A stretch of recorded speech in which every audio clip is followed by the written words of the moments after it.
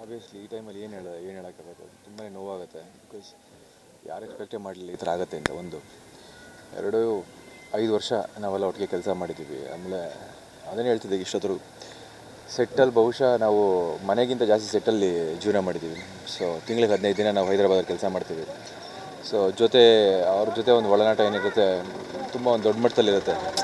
ಈ ಟೈಮಲ್ಲಿ ಅವರೇನು ಬೇರೆ ಅಲ್ಲ, ಮನೆಯವ್ರು ಬೇರೆ ಅಲ್ಲ, ಆ ಥರನೇ. ಅಂದರೆ ಯಾರಾದರೂ ನೋವೇ ಅಂಥದ್ರಲ್ಲಿ ಇಷ್ಟು ಹತ್ರದಲ್ಲಿರೋರು ಯಾರಾದರೂ ಹಿಂಗೆ ತೀರ್ಕೊಂಡಾಗ ಏನಾಗುತ್ತೆ, ಅದು ಬೇರೆ ಥರನೇ ಒಂಥರ ನೋವು. ಅದು ಹೇಳ್ಕೊಳ್ಳೋದಕ್ಕಾಗಲ್ಲ ಮಾತುಗಳಲ್ಲಿ.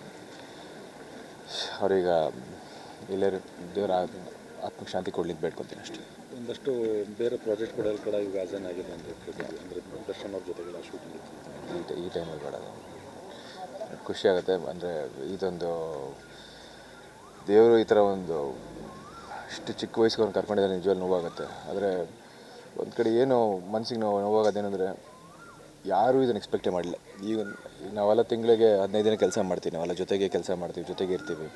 ಸೊ ಅದೇನಾಗುತ್ತೆ, ನಿಮ್ಮ ಉಬ್ಬಿದ ರಕ್ತನಾಳಗಳ ಸಮಸ್ಯೆಗೆ ಎವಿಸ್ ಆಸ್ಪತ್ರೆಯಲ್ಲಿ ಕೇವಲ 30 ನಿಮಿಷದ ಲೇಸರ್ ಚಿಕಿತ್ಸೆಯೊಂದಿಗೆ ಮುಕ್ತಿ ಹೊಂದಬಹುದು. ಹೆಚ್ಚಿನ ವಿವರಗಳಿಗಾಗಿ ಸಂಪರ್ಕಿಸಿ 8088837300. ನಮ್ಮ ಒಂದು ಒಳಗೆ ಆ ಬಾಂಧವ್ಯ ಬೇರೆ ಥರ ಇರುತ್ತೆ. ಸೊ ಅವ್ರಿಗಿಲ್ಲ ಅಂತಂದಾಗ ಭಾಳನೇ ಬೇಜಾರಾಗುತ್ತೆ. ಆ ಸಂದರ್ಭದಲ್ಲಿ ಆಂಬ್ಯುಲೆನ್ಸ್ ಟೈಮ್ ಸಿಗಲಿಲ್ಲ ಅನ್ನೋದು ಒಂದು.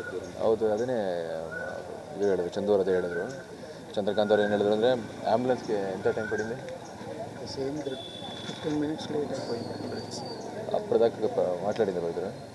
అదే లైక్ బ్రీత్లో ఉంది. లాస్ట్ వీక్లో అంబులెన్స్ వస్తే సీమే లాస్ట్ వీక్ ఈరోజు